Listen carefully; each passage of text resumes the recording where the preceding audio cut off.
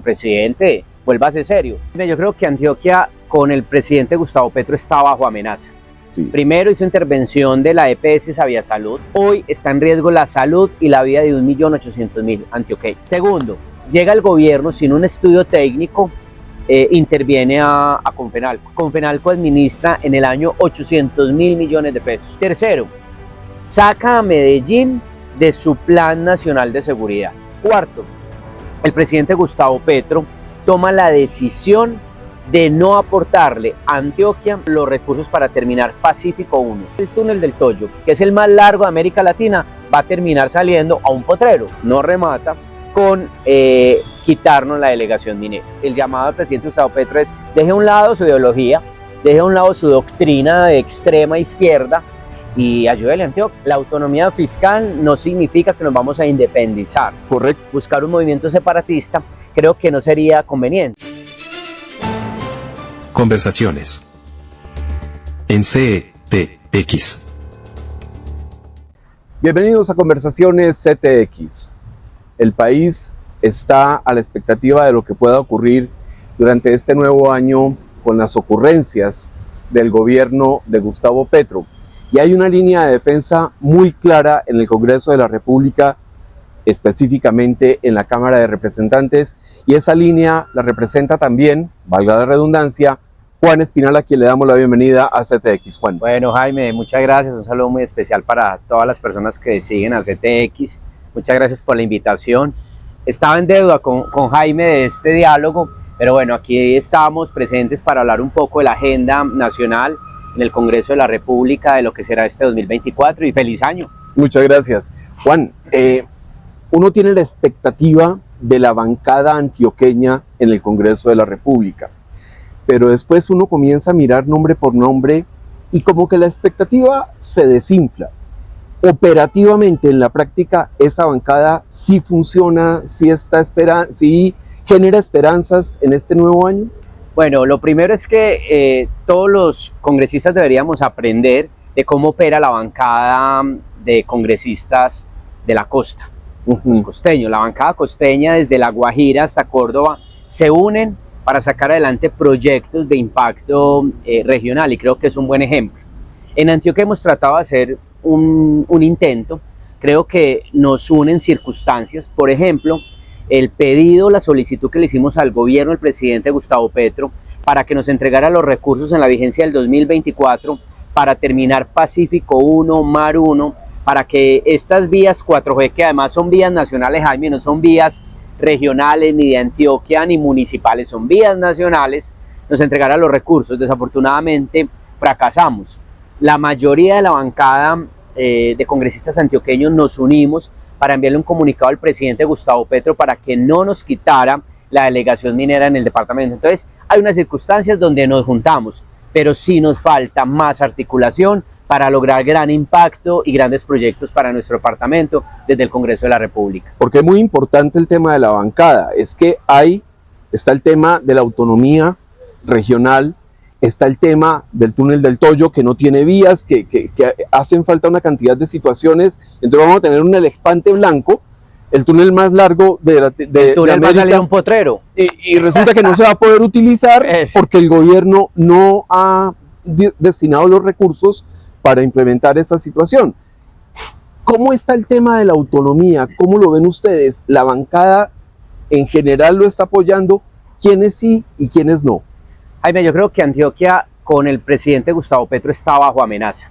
Sí. Primero hizo intervención de la EPS Sabia Salud, que es una EPS, los dueños son la Gobernación, la Alcaldía de Medellín y Confama, afiliados 1.800.000 antioqueños. La Supersalud había enviado 19 requerimientos a Sabia Salud, habíamos cumplido con 14, solamente faltaban 5, y de un momento a otro entra el gobierno del presidente Gustavo Petro y lo primero que hace es intervenir a Sabia Salud. Hoy está en riesgo la salud y la vida de 1.800.000 antioqueños. Y perdónenme, le interrumpo. Segundo, con una gerente, la gerente de Sabia Salud, que era una mujer emprendedora, dinámica, con mucho conocimiento del tema y que estaba haciendo una muy buena gestión para recuperar a Sabia Salud. Claro que sí, Sabia Salud estaba funcionando, tenía problemas, tenía dificultades, pero creo que donde el presidente Gustavo Petro no haga la intervención de Sabia Salud, lo primero que iba a hacer Federico Gutiérrez y Andrés Julián, alcalde y gobernador de la mano de Confama, era inyectarle más recursos para superar el déficit fiscal que teníamos en Saviasalud. Segundo, llega el gobierno sin un estudio técnico, interviene a Confenalco, una de las cajas de compensación más importantes a nivel nacional, que es fundamental para los antioqueños. Confenalco administra en el año 800.000 millones de pesos, que además son recursos de la ciudadanía producto de su trabajo. Las cajas de compensación son fundamentales para la vida cotidiana. Yo creo que esta historia hay que contarla, Jaime. Las cajas de compensación nacieron en Antioquia. Cuando el país estaba derrumbando, en medio de la violencia, del narcotráfico y en medio de la división de clases, los antioqueños tomamos la decisión que la mejor manera para lograr una articulación entre el empresario y el empleado era buscar un punto de equilibrio, y por eso nacieron en Antioquia las cajas de compensación. Nosotros acá en Antioquia nunca hemos tenido el problema de la lucha de clases. No. Desafortunadamente, cuando llegó Daniel Quintero, lo que vino fue a sembrar odio y división de clases. Entonces, lamentable es esa segunda acción del presidente Gustavo Petro de la intervención de Confenalco. Tercero, saca a Medellín de su Plan Nacional de Seguridad, ¿cierto? Entonces están otras ciudades que son importantes, Cartagena, Cúcuta, Bogotá, muy bueno para ellos, pero nos saca a nosotros, a Medellín, una de las ciudades que tiene más problemas en materia de seguridad. Afortunadamente llega Federico, que es un alcalde de mano dura y que contra sabe, el crimen, conoce el tema, que tiene experiencia, que sabe perseguir a los bandidos, y nos saca de ese plan importante de seguridad. Cuarto, el presidente Gustavo Petro toma la decisión de no aportarle a Antioquia, como ya lo decíamos, los recursos para terminar Pacífico 1, que es una de las vías 4G, y solamente falta el 4% de ejecución. O sea, está listo. La ciudadanía del suroeste se preguntan y nos preguntamos, venga, ¿y por qué no han entregado el túnel de Camilo C? O sea, realmente hay una inoperancia y un desgobierno que no permite que estas vías avancen. Y lo que decíamos, Jaime, desafortunadamente el túnel del Toyo, que es el más largo de América Latina, va a terminar saliendo a un potrero, porque el presidente Gustavo Petro no quiere entregar los recursos para terminar las 4G. Vuelvo y repito, son vías nacionales, no son vías departamentales ni municipales.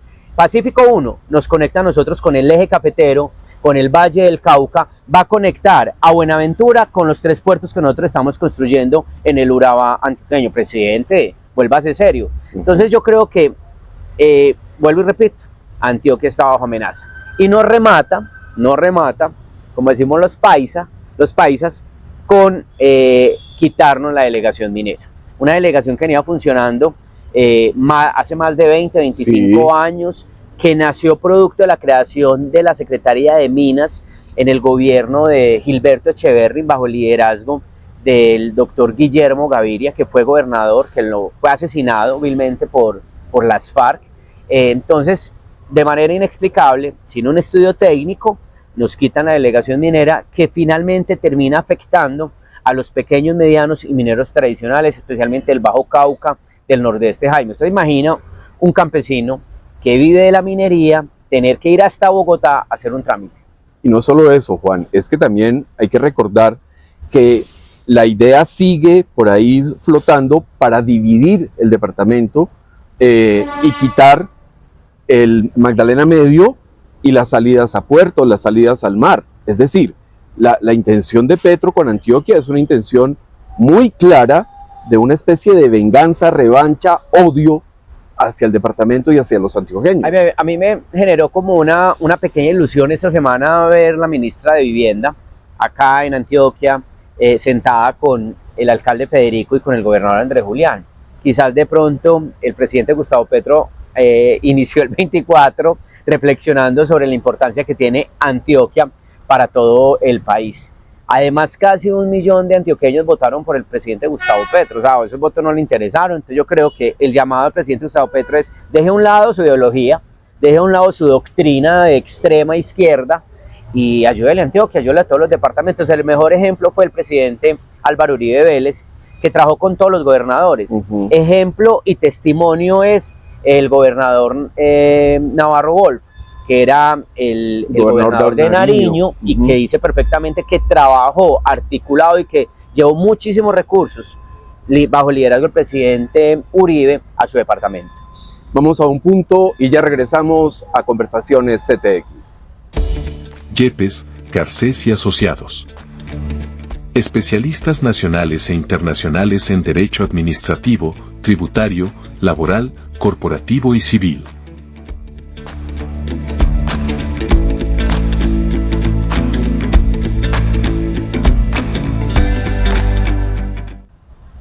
Y seguimos en Conversaciones CTX con el representante Juan Espinal.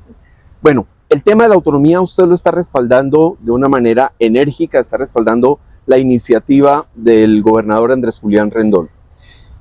Expliquemos en palabras de a peso qué significa esa autonomía que ya está en la Constitución, además, que hay que implementarla simplemente. A ver, yo creo que la Constitución de 1991 trató de creó unas figuras bien importantes como la descentralización y la autonomía territorial. Ahora bien, cuando hablamos de la autonomía fiscal, bajo el liderazgo de lo que está proponiendo el gobernador Andrés Julián, él está hablando de hacer un referendo a nivel nacional que es importante para que los recursos que nosotros pagamos directamente a la nación, Antioquia paga aproximadamente 30 billones al año y solamente recibimos 5 billones. De hecho, no estamos hablando de todos los recursos, ¿cierto? Es la segunda contribución más grande en Colombia. Más alta en Colombia.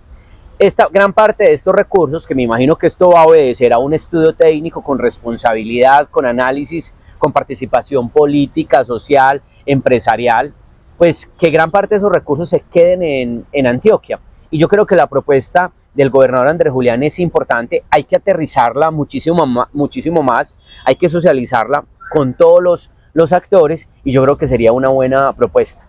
Y miren, si nosotros logramos tener más recursos, pues nos quitamos el dolor de cabeza de estar rogándole al gobierno nacional para terminar, por ejemplo, Pacífico 1, ¿cierto?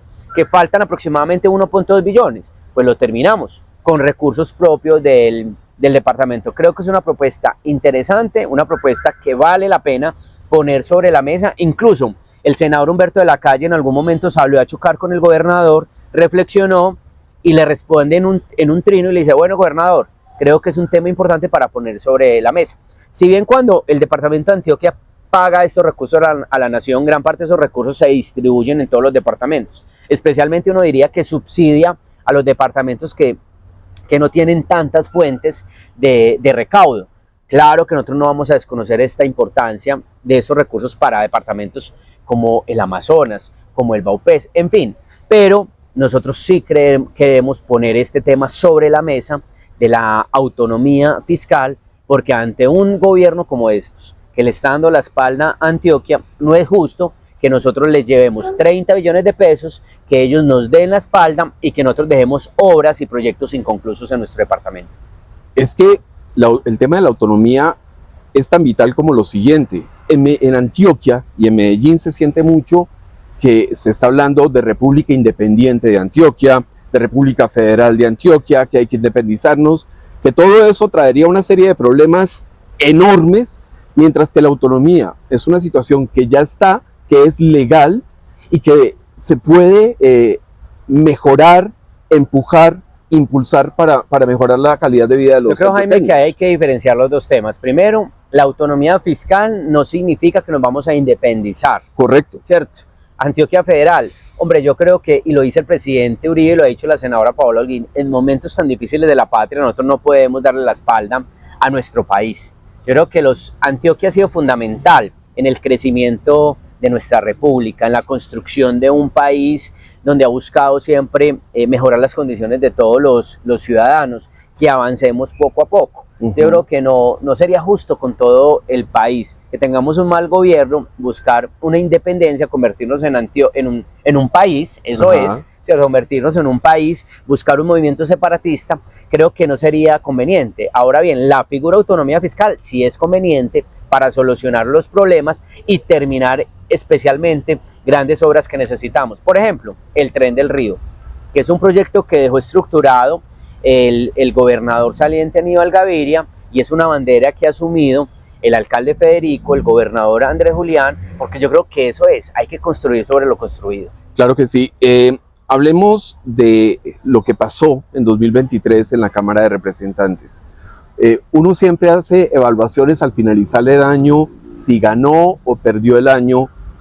¿Cómo calificaría usted lo que pasó en la Cámara durante 2023? ¿Pasó raspando, perdió, pasó la reforma a la salud, que es una defecio? ¿Cómo lo evalúa usted? 3 puntos. Primero, es desafortunado que hayamos abandonado la agenda legislativa de proyectos de iniciativa parlamentaria tan importantes por concentrarnos especialmente en la nefasta reforma a la salud. Ocupó toda la agenda. Ocupó toda la agenda. Creo que eso es lo primero, un punto negativo, pero en ese punto negativo rescato que se recuperó el debate de control político. Ese escenario que es constitucional y legal, que es fundamental tanto para la oposición como para el gobierno, para las bancadas de gobierno, porque desafortunadamente en la legislatura que lideró el presidente David Racero solamente se llevó a cabo un debate de control político, y eso le hizo mucho daño a la Cámara de Representantes. Segundo, fracaso total que haya pasado la reforma a la salud.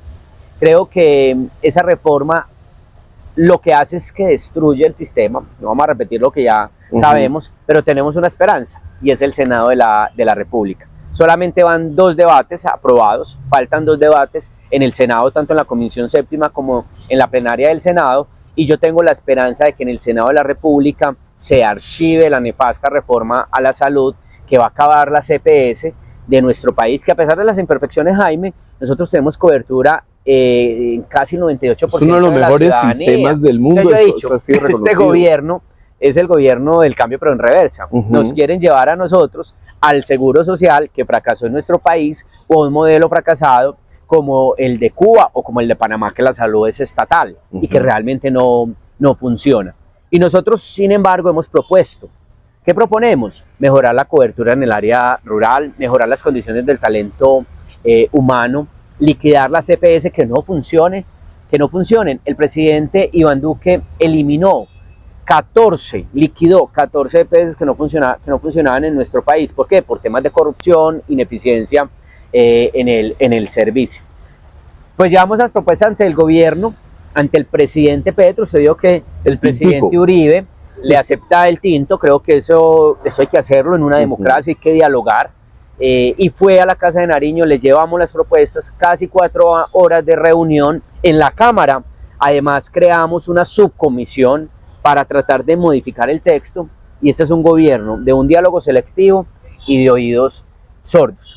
Y tercero, pues de manera particular creo que sacamos adelante proyectos interesantes. Logramos pasar a segundo debate el proyecto de ley que declara el gas natural como el energético estratégico de la transición energética, porque desafortunadamente creo que la transición energética hoy está en cuidados intensivos, que además es fundamental para lograr la descarbonización en nuestro país al 2050, pero una reducción del 51% al 2030. Y perdimos 10 puestos en el ranking mundial. Sí. El estudio que hace el Foro Económico Mundial, 10 puestos perdimos, pero el presidente Gustavo Petro dice que la transición energética está funcionando, y el presidente Petro en su plan de desarrollo le pone un aumento del 1 al 6% en las transferencias a los proyectos de energía renovable no convencionales, proyectos eólicos y solares. Ahora se ha visto. Y también logramos pasar a segundo debate un proyecto de ley muy interesante que construimos con el Parque de la Conservación, con el equipo del Parque de la Conservación de Medellín, lo que todavía conocen algunos como el zoológico. Ya no es el zoológico, es el Parque de la Conservación. Y este proyecto tiene una finalidad, y es transformar todos los zoológicos a nivel nacional en parques de la conservación, con fines investigativos, científicos y también obviamente de preservación y cuidado de nuestra fauna silvestre. Yo lo veo muy esperanzado con el Senado de la República. Con toda honradez, le pregunto, ¿esa esperanza es emocional o está basada en hechos? Bueno, la verdad es que yo creo que está basada en hechos. Y un hecho, simplemente como ejemplo, es la elección del presidente Name el pasado 20 de julio.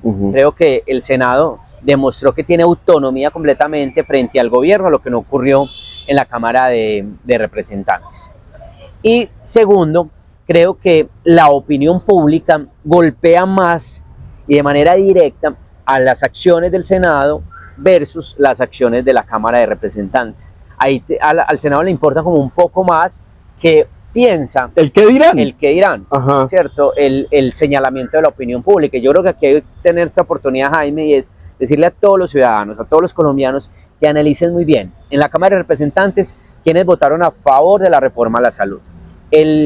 La sanción social tiene que existir, como lo que le ocurrió a este señor Quintero de su esposa en el avión. Esa sanción social tiene que existir, porque no puede ser posible que un mandatario presuntamente robe, acabe una ciudad y no esté en la cárcel, y siga viajando por todo el país haciendo campaña presidencial como si nada. Esperemos que la Fiscalía opere Por fin. y este señor Daniel Quintero y todos sus aliados terminen en la cárcel si se llega a demostrar que robaron y cometieron actos de corrupción, porque hay que respetar de alguna manera el principio de presunción de inocencia, pero todas las dudas están. Ajá. Y segundo, analicen muy bien quiénes votamos en contra de la reforma, y eso mismo lo deberían hacer en el Senado de la República. ¿Cómo van a votar los senadores la reforma a la salud, la reforma pensional, y en la Cámara la reforma laboral? Porque está pasando en la Comisión Séptima y seguramente va a llegar a la plenaria.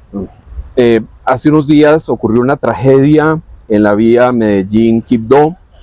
33 personas perdieron la vida, hay desaparecidos. Esa tragedia muestra todo lo que está mal en el país.